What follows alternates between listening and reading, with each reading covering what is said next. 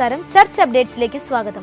സെൽഫോണിൽ സ്വയം പൂട്ടിയിടരുതെന്നും സംഭാഷണം ഒരു കുടുംബത്തിൽ പ്രധാന ഘടകമാണെന്നും കത്തോലിക്ക വിശ്വാസികളെ ഓർമ്മപ്പെടുത്തി ഫ്രാൻസിസ് മാർപ്പാപ്പ. തിരുക്കുടുംബത്തിന്റെ തിരുനാൾ ദിനമായ ഡിസംബർ 29-ന് ആഞ്ചലോസ് പ്രാർത്ഥനയ്ക്ക് മുമ്പ് വത്തിക്കാനിലെ സെന്റ് പീറ്റേഴ്സ് ചത്തുരത്തിൽ ഒത്തുകൂടിയ വിശ്വാസികളോട് പാപ്പ ആഹ്വാനം ചെയ്തു. ഒരു കുടുംബത്തിൽ സംഭാഷണം ഒരു പ്രധാന ഘടകമാണ്. ആശയവിനിമയം നടത്താത്ത ഒരു കുടുംബത്തിന് സന്തോഷകരമായ കുടുംബമാകാൻ കഴിയില്ലെന്നും പാപ്പ ഉദ്ബോധിപ്പിച്ചു. കുടുംബത്തിൽ സംഭാഷണത്തിനും ശ്രവണത്തിനും ഉള്ള പ്രത്യേക സമയമാണ് ഭക്ഷണ സമയം.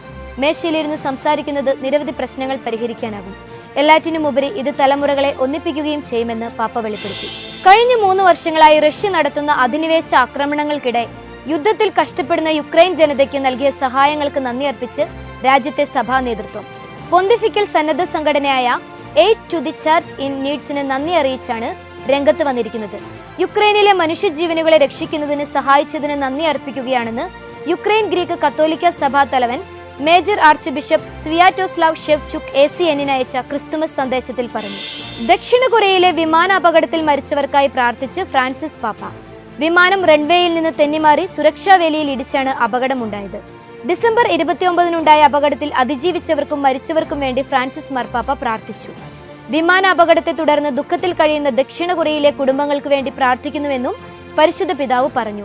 ബാങ്കോക്കിൽ നിന്ന് 181 പേരുമായി സഞ്ചരിച്ച ജെജു എയർ വിമാനമാണ് അപകടത്തിൽപ്പെട്ടത്.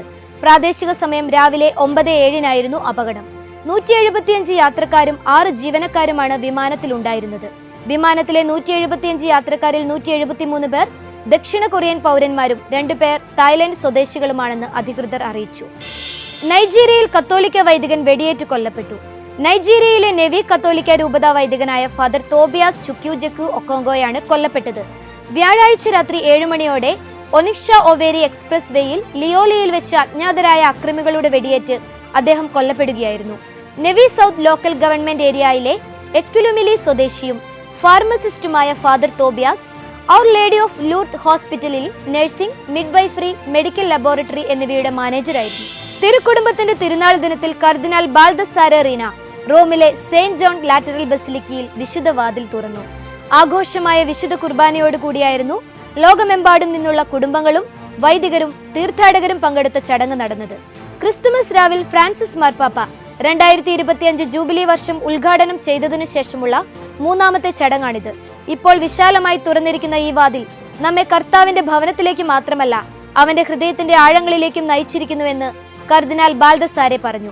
സെന്റ് പീറ്റേഴ്സ് ബസിലിക്കയിലും റെബേബിയിലെ ജയിലിലും വിശുദ്ധ വാതിൽ തുറന്നതിനു ശേഷം 2025 ജൂബിലി വർഷത്തിനായി റോമിൽ തുറന്ന 3ാമത്തെ വിശുദ്ധ വാതിലാണിത്. ഇതോടെ ചർച്ച് അപ്ഡേറ്റ്സ് പൂർണ്ണമാകുന്നു. നന്ദി.